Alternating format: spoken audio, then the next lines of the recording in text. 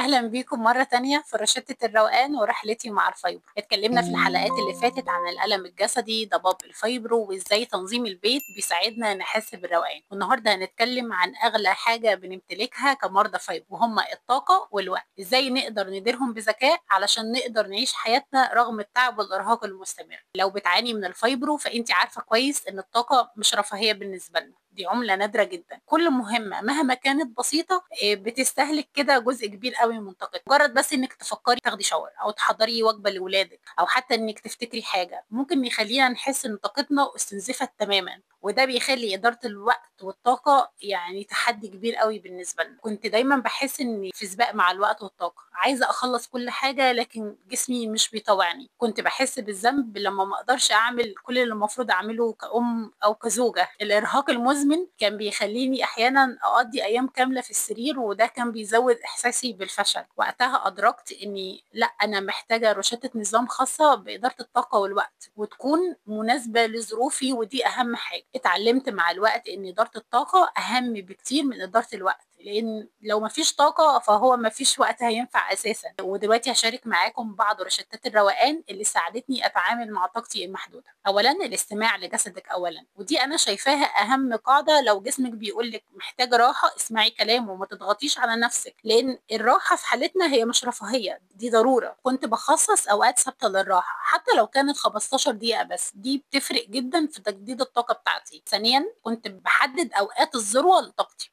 كل واحدة فينا ليها أوقات بتكون طاقتها فيها أعلى. بالنسبة لي كنت بلاحظ إن الصبح بعد ما أصحى وآخد القهوة بتاعتي طاقتي كده بتكون أعلى بكتير، فكنت بخصص الأوقات دي للمهام الصعبة اللي بتحتاج تركيز أو اللي بتحتاج مجهود جسماني شوية، وبعملها الصبح. الحاجات اللي هي محتاجة أقل مجهود أو مش محتاجة تركيز قوي كنت بخليها لآخر اليوم. ثالثا بقى تقسيم المهام وتوزيعها. بدل ما أحاول أخلص كل حاجة في يوم واحد كنت بقسم المهام واوزعها على الاسبوع كله، مش مهم. ده كان بيقلل الضغط عليا ذهنيا وجسديا، بيخلي المهام تبان انها مش مرهقة، وكأني بالحركة دي كنت بضحك على عقلي. خامسا قاعدة 20-80، والقاعدة دي بتقول ركزي على 20% من المهام اللي هتديكي 80% من النتائج. وده معناه انك مش لازم تعملي كل حاجة، اختاري اهم المهام اللي ليها تأثير كبير على حياتك وركزي عليها. خامسا اخد فترات راحة منتظمة. حتى لو كنتي في عز نشاطك خدي فترات راحة قصيرة كل ساعة أو ساعتين. قومي مثلا اتحركي، اشربي مية، بصي من الشباك. ده بيساعدك على تجديد طاقتك وتركيزك. سادسا بقى التخطيط المسبق. كنت بخصص من 10 ل 15 دقيقة في نهاية كل يوم أو في بداية كل أسبوع للتخطيط اليومي أو تخطيط الأسبوع اللي جاي. ده بيخليني اصحى وانا عارفه ايه اللي المفروض اعمله النهارده، وده كان بيقلل التفكير الزايد كل يوم واحنا بنسال نفسنا يا ترى هنعمل ايه النهارده. السؤال ده بجد بيستهلك طاقه على الفاضي الحقيقه. سابعا بقى الاستعانه بالمساعدات.